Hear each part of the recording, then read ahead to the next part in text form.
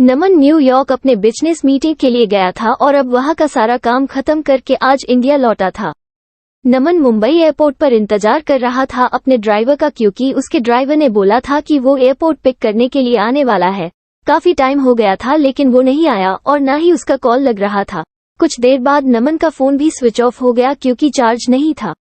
इंतजार करते करते बहुत टाइम हो गया था तो नमन ने सोचा कि वो टैक्सी से ही चला जाए। फिर वो अपना सारा सामान लेकर एयरपोर्ट से बाहर निकला और टैक्सी की राह देख रहा था कि कोई आए। तभी एक टैक्सी आते देख नमन उसे हाथ दिखाकर रोका और जैसे ही बैठने गया तो एक लड़की दूसरे साइड से टैक्सी में बैठ गई। नमन ने कहा कि ये टैक्सी उसने रोकी है तो वो बोली तो क्या हुआ, बैठी तो मैं पहले ना, आप दूसरी टैक्सी ले लो। नमन फिर उससे कहा कि आपको किस तरफ जाना है। उसने कहा मैं कहीं भी जाऊं, आपको उससे क्या मतलब। उसका ये सब सुन के नमन को थोड़ा गुस्सा आने लगा। एक तो मैं कब से इंतजार कर रहा हूँ, ड्राइवर नहीं आया मेरा और ये इधर मुझसे बहस कर रही है।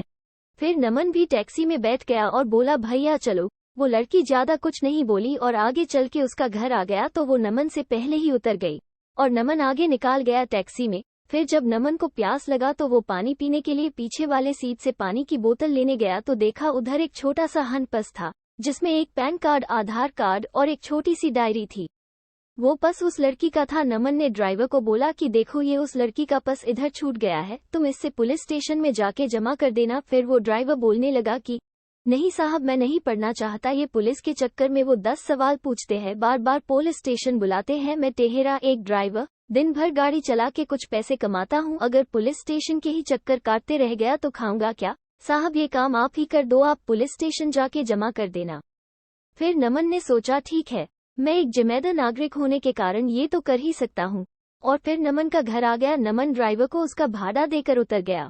नमन के घर में नमन अलावा उसके मम्मी पापा रहते हैं। नमन उनसे मिला, उनका हाल चाल लिया और पूछा कि ड्राइवर आया क्यों नहीं एयरपोर्ट पर मुझे लेने।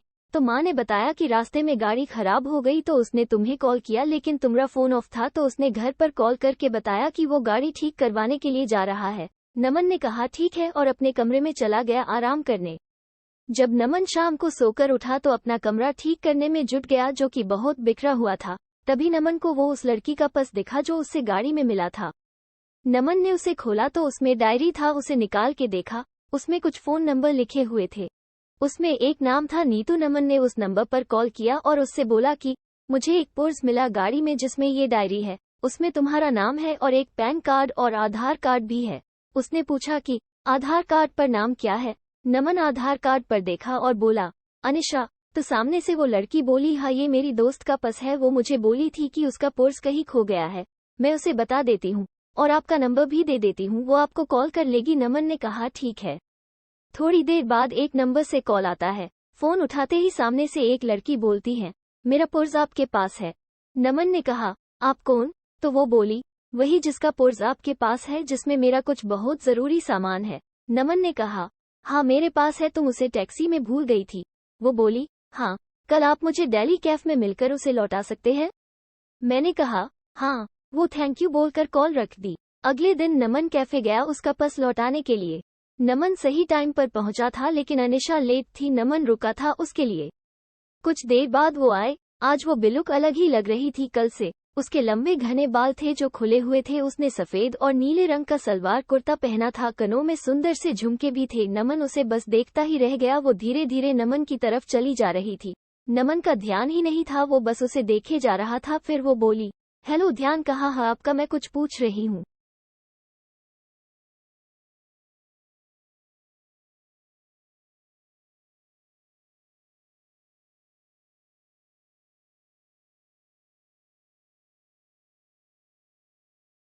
तो नमन जल्दी से उठ गया और बोला हाँ आओ, मैं तुम्हारा ही वेट कर रहा था।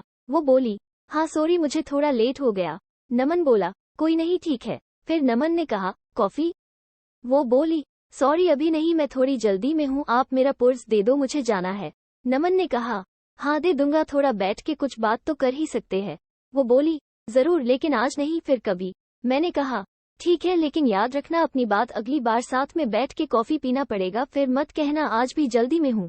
वो बोली हाँ ठीक है, अब मेरा पर्स दे दो। नमन ने उसका पर्स दे दिया और बोला मैं तुम्हें कॉल कर सकता हूँ ना अगली बार मिलने के लिए। वो बोली हाँ और चली गई। नमन कुछ देर वहां रुका और फिर ऑफिस चला गया। नमन पूरी रात अनिशा के बारे में ही सोचता रहा। नमन उसे भूल ही नहीं पा रहा था। नमन को उसकी एक एक बात याद आ रही थी।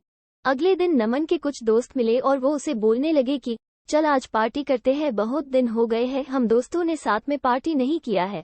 नमन ने कहा ठीक है, सब चल रहे हैं तो मैं भी चलता हूँ। फिर वो 5 दोस्त एक क्लब में गए। सब वहाँ बहुत नाचे साथ में, फिर थोड़ा ड्रिंक भी किया। तभी नमन की नज़र एक लड़की पर गई जो लगातार बहुत ड्रिंक कर रही थी। नमन ने ध्यान से देखा तो वो और कोई नहीं अनिशा थी। आज वो बहुत ही अलग लग रही थी। कहाँ उस दिन जब वो नमन से मिली थी तो सलवार कुर्ते में आई थी और आज वो शॉर्ट्स कट और टॉप में है और ड्रिंक कर रही है। नमन तो बिल्कुल ही चौंक गया उसे देखकर। नमन उसके पास जा ही रहा था उससे बात करने के लिए कि तब तक उसके दोस्त उसका हाथ पकड़ा कर डांस करने के लिए लेकर गए। नमन की नज़र अनिशा पर ही थी लेकिन थोड़ी ही देर में वो वहां से कहीं चली गई। फिर नमन ने उसे क्लब में इधर उधर ढूंढा लेकिन वो नहीं मिली। घर जाकर नमन उसे कॉल किया, वो कॉल भी नहीं उठा रही थी। नमन उसे बहुत बार कॉल किया लेकिन उसने नमन का एक भी कॉल का जवाब नहीं दिया। अगले दिन फिर नमन उसी टाइम पर क्लब गया ताकि अगर वो आज आए तो वो उधर ही उससे पूछ लेगा। नमन अंदर जाकर वेट कर रहा था लेकिन वो नहीं आए आज। फिर नमन ने उसे कॉल किया, इस बार उसने कॉल उठाया। कॉल उठाते ही नमन उससे पूछा कहाँ हो तुम। वो बोली क्यों, क्या हुआ। मैंने उससे बोला कि कल मैंने तुम्हें क्लब में देखा था, तुम हद से ज्यादा ड्रिंक कर रही थी। क्या हुआ है, तुम्हें कोई किसी बात का टेंशन है क्या। वो बोली नहीं और कॉल कट कर दी। नमन फिर उसे कॉल लगाया तो उसने कॉल नहीं उठाया। इस बार नमन वहां से घर चला गया। घर आकर उसने अनिशा को मैसेज किया कि अगर तुम्हें कोई किसी बात का टेंशन है तो मुझे बता सकती हो। उसका कोई रिप्लाई नहीं आया। 2-3 दिन हो चुके थे, अभी तक अनिशा ने कुछ नहीं कहा था। नमन फिर अनिशा को कॉल किया, उसने कॉल उठाया। नमन ने बड़े आराम से बोला कि तुमने कुछ रिप्लाई नहीं दिया मेरे मैसेज का। वो चुप ही थी।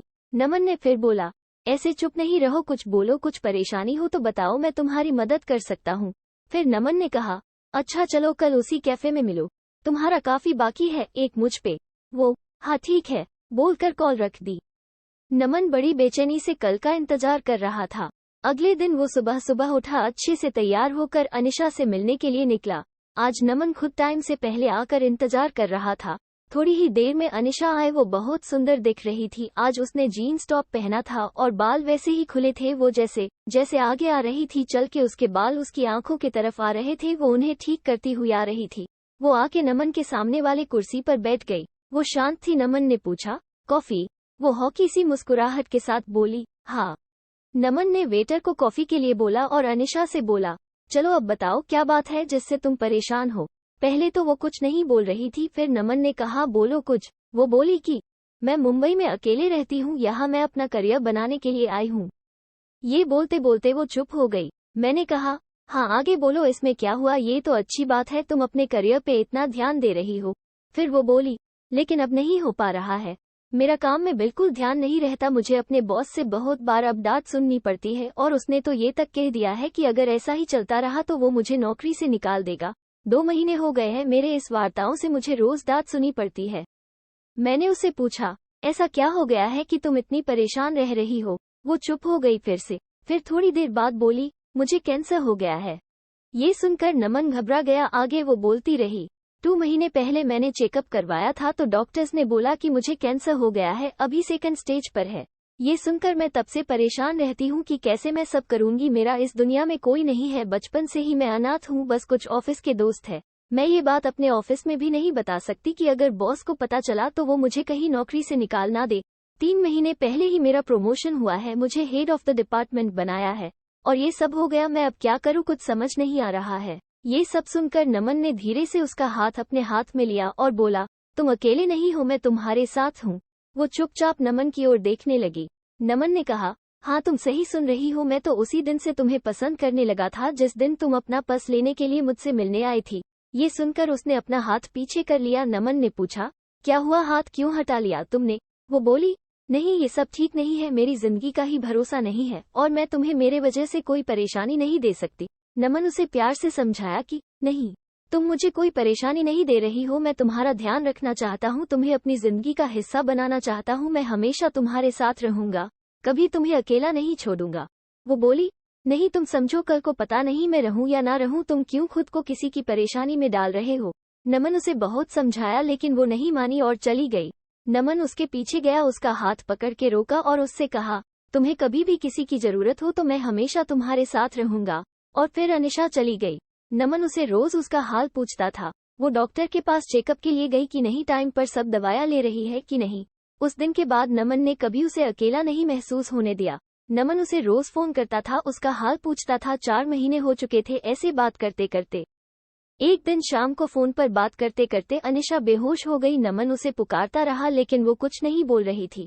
नमन तुरंत उसके घर जाने के लिए निकल गया। उधर पहुंचा तो देखा कि अनिशा के घर पर कोई नहीं था। फिर उसके पड़ोसियों से पूछा तो पता चला वो उसे हॉस्पिटल लेकर गए हैं। मैं तुरंत हॉस्पिटल पहुंचा, इंक्वायरी डेस्क पर उसके बारे में पता किया और उसके रूम की तरफ गया। वो 2-3 लोग खड़े थे जो अनिशा को हॉस्पिटल लेकर आए थे।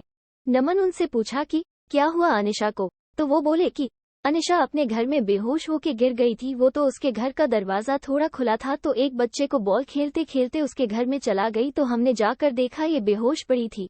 अनिशा अकेले रहती है ये, तो हम उससे हॉस्पिटल लेकर आए। तभी आईसीयू से एक डॉक्टर बाहर आए और बोले अनिशा की हालत खराब है, हमें उसका ऑपरेशन करना पड़ेगा। नमन ने पूछा ऑपरेशन के बाद अनिशा बिल्कुल ठीक हो जाएगी ना? डॉक्टर ने कहा अभी कुछ बोल नहीं सकते। नमन ने कहा डॉक्टर आप ऑपरेशन की तैयारी कर लीजिए और पैसे की कोई फिक्र ना करे। ये सुनकर डॉक्टर चले गए। पूरे 5 घंटे बाद ऑपरेशन रूम से डॉक्टर बाहर आए। नमन जल्दी से डॉक्टर के पास गया और पूछा अनिशा कैसी है? डॉक्टर ने कहा ऑपरेशन सक्सेसफुल हुआ, घबराने की बात नहीं है कुछ। नमन के जान में जान आई। उसने पूछा क्या मैं अनिशा से मिल सकता हूँ? डॉक्टर ने कहा अभी नहीं, कुछ देर बाद। नमन ने कहा ठीक है। फिर नमन बाद में अनिशा से मिला। वो नमन को देखकर रोने लगी। नमन उसके पास बैठा था। उसने कहा कि बोला था मैं हमेशा तुम्हारे साथ रहूंगा। ये सुनकर अनिशा और रोने लगी। नमन उसे चुप कराए और कहा अभी अभी तुम्हारा ऑपरेशन हुआ है, ऐसे में तुम्हें रोना नहीं चाहिए। हम दोनों बहुत देर तक एक दूसरे का हाथ पकड़ा कर बैठे थे। फिर वो दोनों घर आए। नमन उसका बहुत ध्यान रखता था। नमन ने अनिशा के बारे में अपने घर वालों को बता दिया था, तो अब वो अनिशा के साथ ही रहता था, उसका ध्यान रखता था। जब अनिशा पूरी तरह से ठीक हो गई तब दोनों ने शादी कर ली और हमेशा के लिए दोनों एक साथ हो गए।